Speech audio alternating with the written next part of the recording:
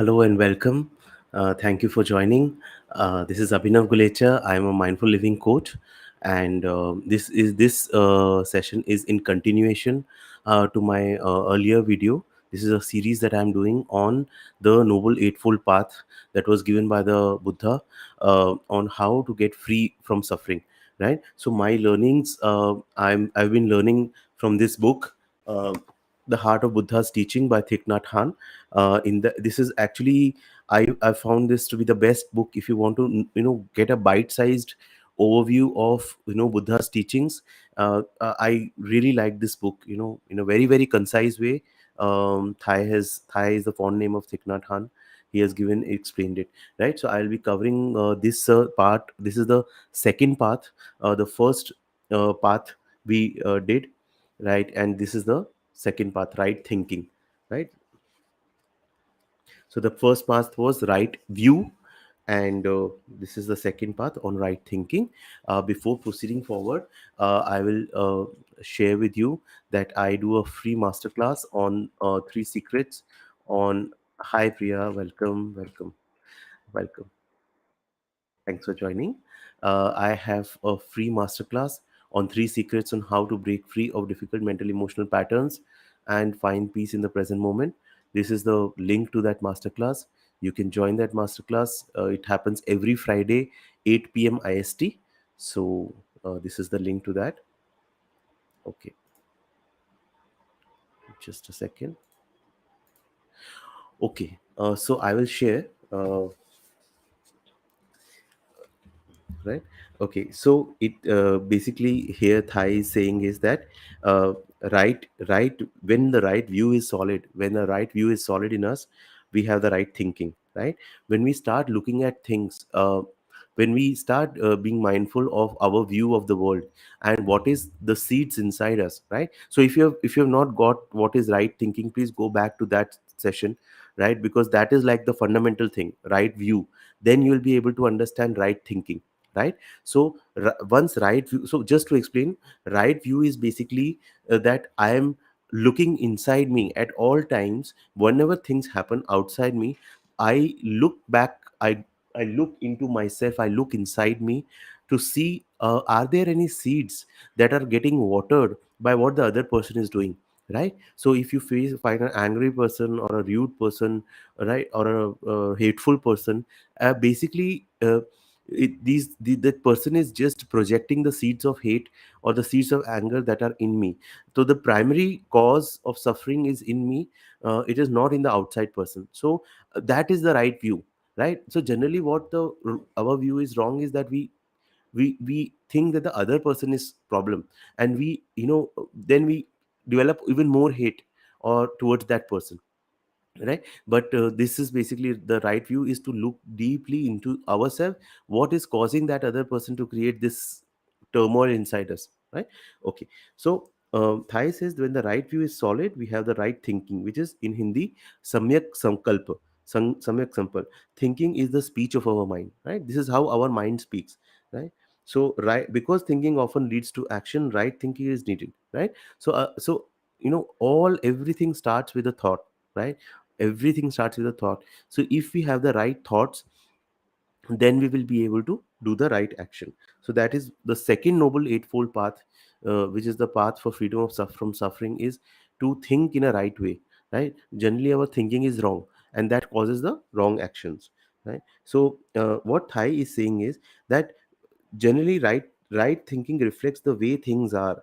Wrong thinking causes us to see in an upside down way, which is viparyasa, right, which is the upside down way we think. So why it happens is because why our thinking is not right, because our mind and body are not unified. Mind is thinking something else and body is here, but the mind is somewhere else. So what we need to do is, so to get the right thinking, is to practice conscious breathing, right. First bring the mind and body together. You can practice mind, which is mindful breathing, or you can practice like uh, you can practice mindful walking, whichever whatever resonates with you, that you can do, right. So Thai says that conscious breathing is an important link. When we concentrate on our breathing, we bring the body and mind back together and become whole again, right? Now Thai here says about Descartes. Descartes said that I think, therefore I am. So basically Descartes wanted to say is that because I think it makes me what I am. Thai basically says that he has an opposite view on this. He says that I think, therefore I am not, right? But till the time I'm busy in my thinking, I keep thinking in the past or the future, I am actually not present. I am not there, right? I am there when I am out of my thinking mind, right? This is very similar to what what Eckhart also teaches, right? Going beyond the mind by being conscious, right? Okay, so if we practice breathing mindfully and touching the healing and refreshing elements that are already within us and around us, we will find peace and solidity. Mindful breathing helps us stop being preoccupied by the sorrows of the past and the anxieties about the future, right? So that is what mindful breathing does. Then Thai says that much of our thinking is actually unnecessary, right? So those thoughts are limited and do not carry much understanding. Sometimes we feel that we have a cassette player running in our head, right? It's like a kind of a tape that is running in our head. And when we practice when we practice mindfulness, when we practice living mindfully, we start recognizing this cassette player, that is this tape that is keeping on playing. And what happens is that the moment that you realize that this voice is there playing in the head, that is the moment where you are free of your mind, right? Where you are actually free from this prison of that tape that is continuously playing. Then Thai says that there are two parts of the thinking. One is the initial thought, which is vitarka, and then there's a developing thought, that is vichara. He just gives an example that the initial thought may be something like that: I have to complete an essay for my kind of literature class, and that is the initial thought that comes. And then there are developing thoughts that come, that, oh, how will I do it? And then teacher has asked it to be done in a particular way, and I don't have the resources. I checked on Google, but the information was not there. All those thoughts, then these are developing thoughts. So Thai says that in the first stage of dhyana, which is meditative concentration, both kinds of thinking will be present. But as you go deeper into your dhyana, how you go deeper into your dhyana is just do a simple breath awareness meditation, right? Just bring your focus down to your belly, and just the in and out of the belly. What happens when we breathe in? The belly goes out, and when you breathe out, the belly goes in. The in and out of the movement of the belly, just you have to focus on this, right? And when you do this, and don't change the pattern, this is the called the simplest anapansati dhyan, and most powerful, which I also do every day on a daily basis. And right, and when you do this, all the thinking begins to end, right? So right thinking is what I am, my little understanding is that it doesn't mean thinking is ending, there is no thinking or something like this. No, I mean, doesn't mean that you think in a particular way or something. A lot of practices are there, NLP and all, and modern day things are there, which tell us to think in a certain way. What Thai is basically saying is that right thinking is basically not thinking, right? Moving out of thinking, right? Actually, when you move out of your limited thinking patterns, then actually you think in a proper way, right? Otherwise, it's all wrong thinking, right? Okay, so there are four practices on right thinking, which Thai is suggesting, which can help you think in a right way. These are like four practical steps. First step: are you sure?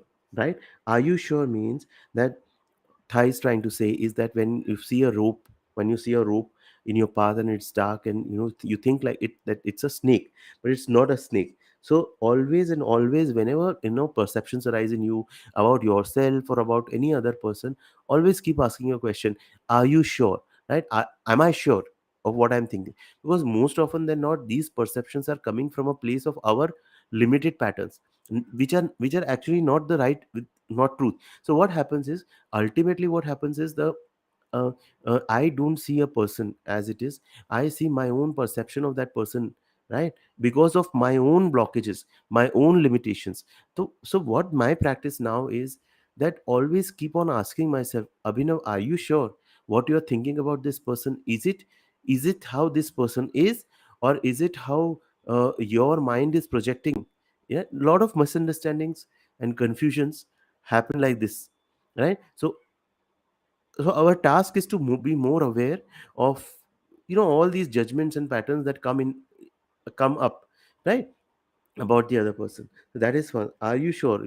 Thai says, write it on a piece of paper somewhere and keep looking at it. Bring your attention back to it time and time again. Wrong perceptions cause incorrect thinking and unnecessary suffering. So that is the first thing. First thing is, are you sure? Right? Second, what am I doing? Right? What am I doing? Right? So we are just remaining, keeping ourselves busy in the entire day. Right now, what our task is, just stop ourselves, just stop and think, just stop and just bring it into awareness, this question, what am I doing right now? What am I doing? Is it bringing me peace? Is it bringing me fulfillment? Am I present in what I'm doing? Am I enjoying and loving what I'm doing? Right? So just bring yourself back to all these questions, right? So that when I'm doing something, I'm actually 100% present in whatever I'm doing, and I'm not going into pacification. One more thing I will say is that, lot of times, this is just from my own life story, I'm just sharing it. A lot of times you are doing something which you kind of despise, right? Maybe in a workplace or something, your job profile is not good, or some things you have to do, but I can still bring into awareness. And what happens is, uh, yes, the work profile may not be good, yes, the colleagues may not be good, but what is more suffering creating is, the my own thoughts, which actually keep me in the past and the future, right? My own, thoughts that keep me thinking about how bad this situation is, that adds like multiple layers to the already difficult situation. So even if I am in a difficult situation, I can bring myself to the question, what am I doing right now? That means bring myself to the present. Any difficult thing, if I do it in presence, that can, that can cause lesser suffering as compared to, uh, something that I do in presence.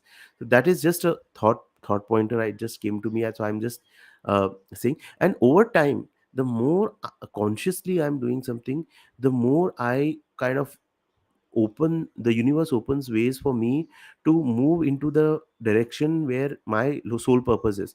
So a lot of people are, always in that quest of, finding their sole purpose, where they want to go.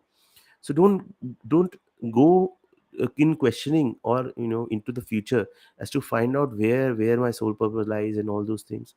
Better be in the present, and do whatever you work you are doing in full presence, and bring more and more consciousness and more presence in the small activities of your life.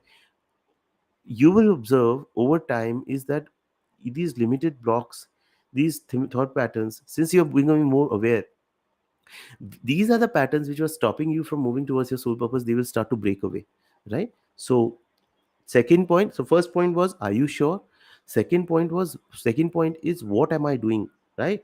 So we have to just be right here, smile and do our work, right? Just smile and do our work, that's it.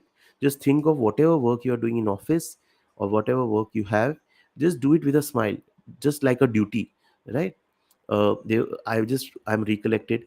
I In my job, one of the jobs, there was a kind of army person, a very senior army person, who was actually, this was his second career. He said that when a military person does his duty, he doesn't think whether he's excited or not excited about the job, or nothing. His just job is to defend his country. So we have to do our jobs in full presence, and, you know with a smile, not think too much, go in the past and futures, right? So second point, Thai says, asking yourself, what am I doing, will help you overcome the habit of wanting to complete things. So generally what we do is that we try to complete things fast, right? When I'm doing something, I'm either in the past or the future, my basic thing is just to get this thing done, right? Now when I'm washing dishes, or when I'm doing any particular work, I will be fully in that work, right? So in a practical way, if you think, what works for me is that I have like set times during the day where I work. It's like a 2 hour focused time, right, where I just focus on that particular work, not thinking about too much here and there, right? Just do this work and get done with it, full focus on that work, being present and doing that work, not thinking about, this. And there was this story that Thai says, and this is very very important and very very beautiful. Please listen to this. Emperor Wu asked Bodhidharma. Bodhidharma was the founder of Zen. That how much merit he has earned by building temples all over the country, right? So Bodhidharma said, none whatsoever. You have earned no merit, right? Uh, but if you wash one dish, listen to this. If you watch one dish in mindfulness, if you build even one small temple while dwelling deeply in the present moment, not wanting to be anywhere else, not caring about fame or recognition, the merit from that act will be boundless, and you'll feel very happy, right? So this is what our opportunity lies, right? So we may not have certain capabilities or certain kind of money to donate to charity or something, right? But we can still, if we become conscious and do even a small thing, uh, like maybe drinking this water, right? So this choice of drinking this water consciously is with me, right? This choice no one can take from me, right? So I can be in a job, I can be having a very bad kind of a phase in my career or in my life, but this choice of drinking this water in the in the most conscious way, no one can take from me. And that is my way of my way to liberation, right? So this kind of eight. Hi, hello, Ashwarya ji. Hello, good evening. Thanks for joining. Happy to see you. Thank you so much. So, this basically eight kind of keys. These are eight paths. Are basically eight keys to liberation, right? So, Gautam Buddha's whole teaching was just on that one question: how can I get free from suffering, right? Okay. So this opportunity is always with us. Ask yourself, what am I doing? When your thinking is not carrying you away and you do things in mindfulness, you'll be happy and a resource for many others. And you know what happens is that as you become mindful in your daily day-to-day tasks, you will start to influence people around you, right? Your other people around you will start catching your peace, and so it becomes this ripple effect, right? So right, okay. I can go on a lot of things, but I will not, because then the timing of this will increase. Okay. Hello, habit energy. So first was, are you sure? Second was, what am I doing? Third is, hello, habit energy. Now, hello, habit energy is that Thai says that now we tend to stick to our habits, right? We are like habit driven, right? We have our habits, and those habits, and there are habits that cause us to suffer. And workaholism is one habit, right? Continuously keep on working. So I remember my dad, right? My dad, she expired very early in my life. I was 8 years, and he was a genius person. At a maybe he at a age very young age, he achieved so much. He got a award from the vice president of India, and he was a brain in engineering and all. And he expired very early, so he was like a workaholic. So I still remember that he used to, I mean, he busy in meetings, and he was to come at 10 o'clock, 10, 11 o'clock in the night. And on Sunday also, uh, he was busy in meetings and everything. So workaholism is definitely, and I have also inherited certain traits, right, of his. I'm not that genius as him, right? But those traits of continuing to work, putting your body, uh, putting your body at kind of straining your body and putting your pressurizing your body, is something that it gets carried right through the generations. So Thai says that work, in the past our ancestors may have had to work nearly all the time. Like our ancestors were like farmers, or they were like even slaves, right? They, at that time, all these things were happening. They had to work and toil, in the farm and the right, to put the bare minimum food on the table. But now we don't have that kind of a thing. Now we don't have to toil so hard. But the problem is that in our DNA we are carrying these habit energies. And no matter how much our body tells us that, Abhinav, it's time to rest, it's time to rest, and just take rest, the mind will keep working. So what our job is to always say, recognize these habit energies that are continuously making us work. Only and only recognize. See, Okay, I'll just give an example. Now, I once I visit, there is something called a nadi chikitsa, nadi pariksha, where you actually, they can just sense your nadi, and they can actually tell you that if you eat this food, right, or if you don't stop eating this food, you'll get this disease or something. So the doctor said that you don't eat this particular food, and that was something that I really loved, that particular vegetable.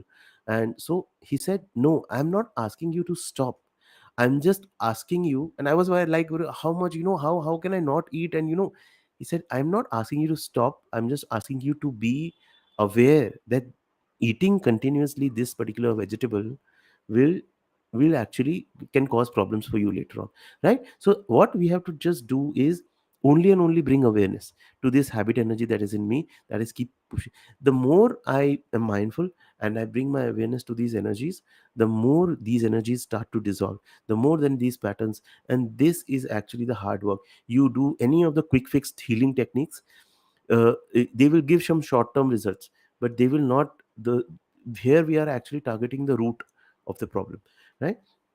So then this is a kind of a slow process. This takes patience and a lot of perseverance, right, and a lot of awareness, right? Okay. So uh, so basically, we when we recognize the particular habit energy, we say hello habit energy, and make good friends with our habitual patterns of thinking. When we can accept these ingrained thoughts and not feel guilty about them, then they will lose much of their power in us, right? They will lose their power in us. So and that is what we have to do, is that over time we want is these patterns to lose their power, right, that they have on us. And the fourth practice is, of right thinking, is cultivating bodhicitta. That means bodhicitta is the mind of love, right?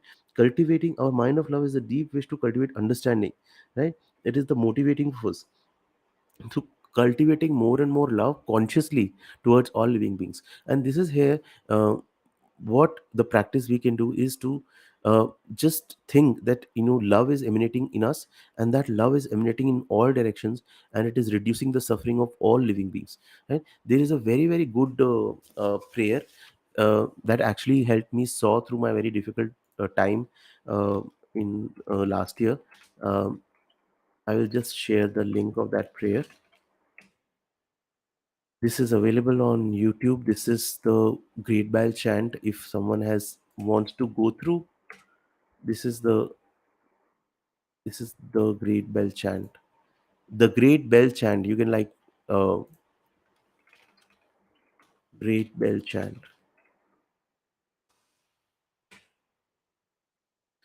You can check it on YouTube. And this is a very beautiful prayer, Buddhist prayer, uh, in the words of Thich Nhat Hanh. Basically, where the prayer is made that all the living beings, they are become free from suffering, right? So that is something we can cultivate in ourselves. So there are these small things that we can do, right? So so Thai says that the Buddha, again one more practice, or Thai says is that Buddha had offered many ways to transform troublesome thoughts. If you receive a lot of troublesome thoughts, what you can do is that you can just replace an unwholesome thought with a wholesome thought, right? By changing the peg, by changing that particular hole, right? Peg in the hole, right? So the easiest way, and how you can do it. So what I can think of is, okay, negative thoughts are coming, just replace them with positive thoughts. How? By just doing some journaling, right? Start a gratitude journal, start writing gratitude, 10 points of gratitude, or feel like 2 pages of gratitude. It will change your entire thought process, right? Because you are replacing an unwholesome thought to a wholesome thought. And for beginners, this is actually very good way to replace, to change your thinking patterns, right? Right. And then slowly, simultaneously do mindfulness. So in my course also, so I have a course on mindfulness, which I explain in my Friday masterclass. And i I teach both things. Like, one is to be more and more mindful of what you do in your life, in your day. And second is to practice uh, certain things which keep your thoughts positive, right? Thoughts in the right direction, right? So that is something. Then what, one more thing is that about sangha, right? Having a being in a community, right? Being in a community. So you may have difficult or troublesome thoughts in you, and only sometimes, and many times it is actually the sangha. If you are part of the community, then that community can lift you up. Otherwise you can drown. Otherwise you can leave your practice. If things go bad, then you can leave your practice and everything.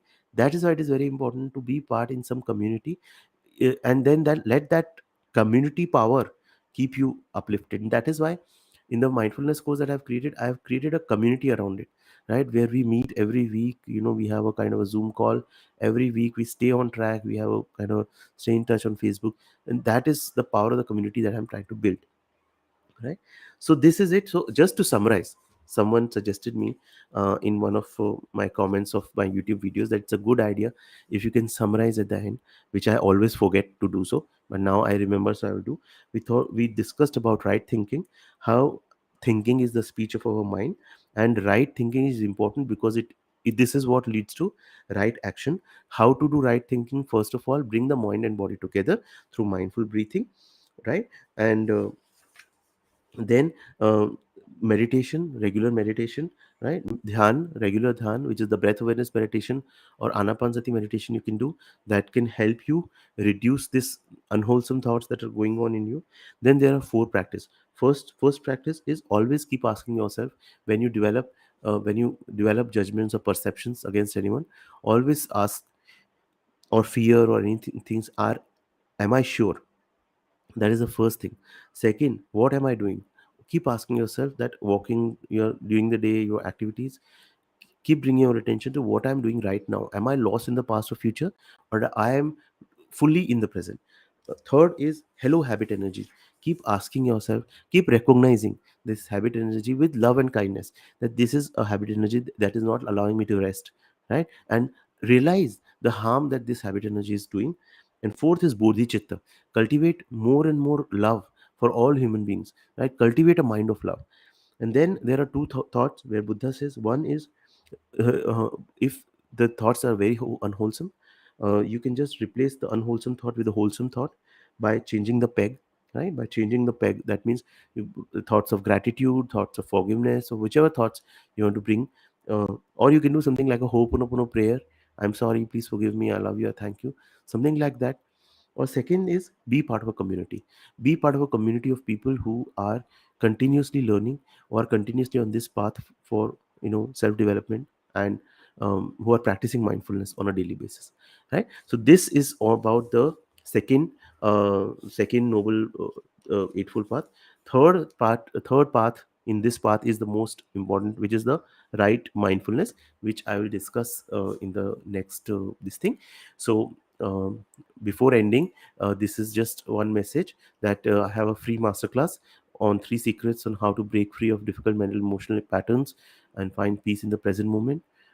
This is the link. You can register in this link. It is there given in the description also. Register. It happens every Friday, 8 p.m. IST. So you can register in this. And this is it. Thank you so much. I hope this was useful in some way. Any feedback, any thoughts, any questions, you can bring to me. You can just share to me in this chat, or in any way you can put in the comment section, and I will personally reply to all your questions. All right. Thank you so much. um, Good night, take care.